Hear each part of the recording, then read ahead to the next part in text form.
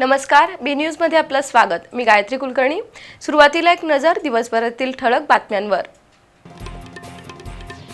राज्यातील भ्रष्टाचाराची प्रकरणं आणि शेतकरी कर्जमाफी या मुद्द्यांवरून विरोधकांकडून सरकारची कोंडी करण्याचा प्रयत्न।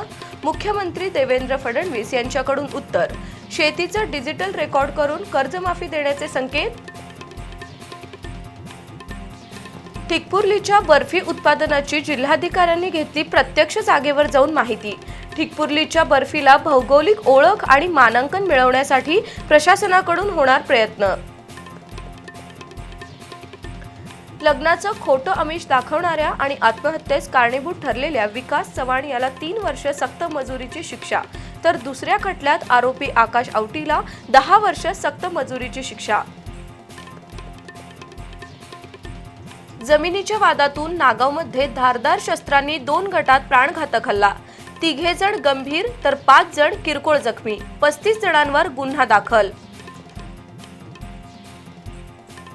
आणि कोल्हापूर शहर आणि करवीर तालुक्यासाठी असलेल्या कौटुंबिक न्यायालयानं 1 वर्षात 458 जोडप्यांचा संसार समुपदेशानं वाचवला। मात्र 1 वर्षात 330 दाम्पत्यांचा काडीमोड।